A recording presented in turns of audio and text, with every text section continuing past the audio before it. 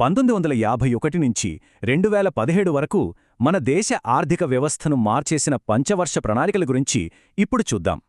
అసలు కొత్తగా ఏర్పడిన దేశం 66 ఏళ్లపాటు తన ఆర్థిక భవిష్యత్తును ఎలా ప్లాన్ చేసుకుందే? ఈ మొత్తం ప్రయాణాన్ని మనం 4 ముఖ్య దశలుగా చూద్దాం. ముందులో తొలి దశ అంటే పునాది వేసిన కాలం. సరే, మొదటి దశ స్వాతంత్ర్యం వచ్చిన కొత్తలో దేశం ముందున్న సవాళ్ల మధ్య ప్రయాణం ఎలా మొదలైందో చూద్దాం. ఈ మొదటి దశలో 3 ప్రణాళికలొచ్చాయి. ఒక్కొక్కటి దేశ భవిష్యత్తును నిర్దేశించింది. మొదటి ప్రణాళిక లక్ష్యం ఒకటే, దేశానికి తిండి పెట్టడం. అందుకే దీన్ని వ్యవసాయ ప్రణాళిక అంటారు.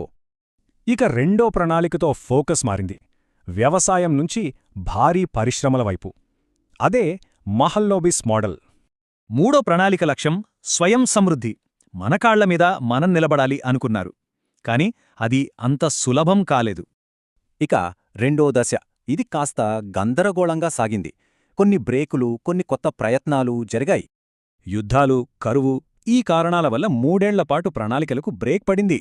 దీన్నే ప్లాన్ హాలిడే అన్నారు. ఆ గ్యాప్ తర్వాత మళ్లీ 4వ ప్రణాళిక మొదలైంది. ఈసారి లక్ష్యం స్థిరత్వంతో కూడిన వృద్ధి. 5వ ప్రణాళిక ఒకే నినాదంతో వచ్చింది, గరీబీ హటావో, అంటే పేదరికాన్ని తరిమికొట్టడం.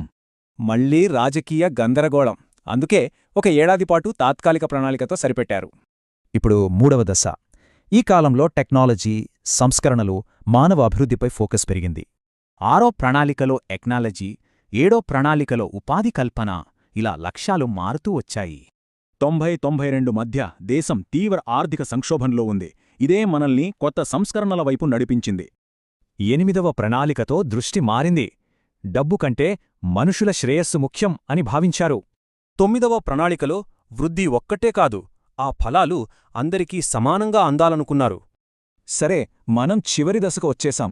ఈసారి లక్ష్యాలు ఇంకా పెద్దవిగా, ప్రతిష్ఠాత్మకంగా మారాయి. చివరి 3 ప్రణాళికల్లో వృద్ధి ఆలోచన మారింది. వేగం నుంచి మొదలై సమగ్రత, స్థిరత్వం వరకు చేరింది. ఇక 12వ ప్రణాళిక.